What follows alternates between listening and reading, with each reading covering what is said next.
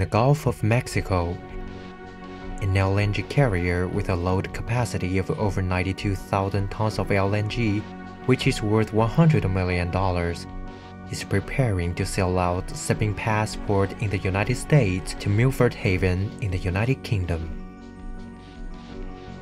After the escalation of the crisis in Ukraine, Russian oil and gas deliveries to Europe have been drastically reduced due to Western sanctions. According to the US journalist's investigation, the Nord Stream pipeline, which carries natural gas from Russia to Europe, was also blown up by the United States.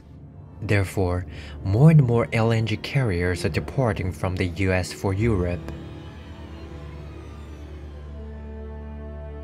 There were 699 shipments in 2022 compared to 274 in 2021. The total volume increased from 19.83 million tons in 2021 to 51.98 million tons in 2022, a rise of more than 162%.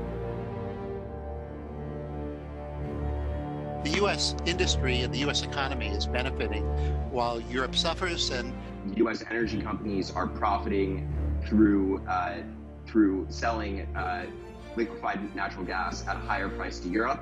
And then second, that the U.S. is benefiting through increased weapons sales to Europe. It's not a benevolent power that tries to introduce goodness into the world. It follows its own interests. The Javelin anti-tank guided missiles and the Stinger air defense missile systems are being shipped away from the manufacturing of the Raytheon Technologies in Waltham, Massachusetts in the US. Due to providing assistance to Ukraine, the stock of rocket artillery are emptied out in the manufactory of Lockheed Martin, the world's largest weapons manufacturer in Camden, Arkansas in the US. Just in 1 month, it received nearly $700 million worth of orders from the US Department of Defense. At the end of February in 2022, just a few days after the escalation of the crisis in Ukraine, share prices of major US weapons manufacturers soared. That's another benefit beyond the sale of weapons. In 1992 or 1993, you got the industry basically sponsoring the Committee to Expand NATO. It was headed up by a guy named Bruce Jackson. Similar situation happens in the field of grain. This is a large storage facility of Cargill Incorporated at the port of Deer Park, Texas. Grain produced by the United States is being shipped to the rest of the world from here. Global food prices soared after the escalation of the crisis in Ukraine. The assets of the Cargill family's key members have risen in varying degrees, all exceeding $5 billion. The global market is largely controlled by a handful of corporations, and you have especially a few big US and European corporations who are really in a dominant position on the market, and we've seen huge profits from these firms in this past year.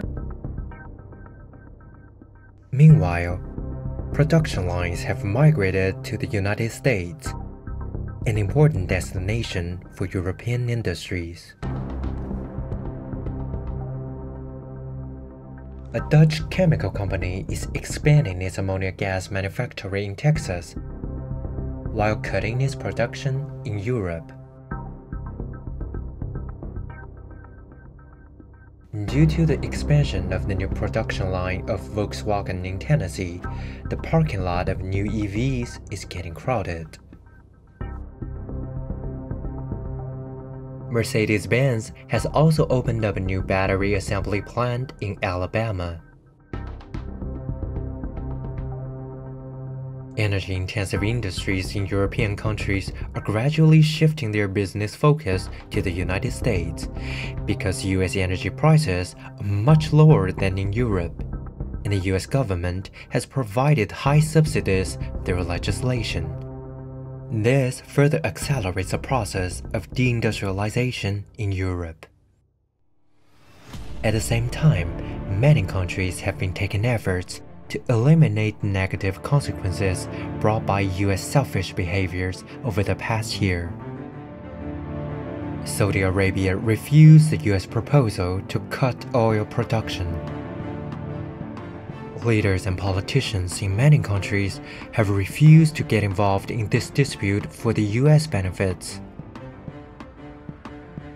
Europe is still hesitating whether to achieve strategic autonomy or to fight for US advantages within the framework of NATO under the domination of the US, and whether to have a truly secure Europe or to sacrifice itself for US interests in the name of maintaining security.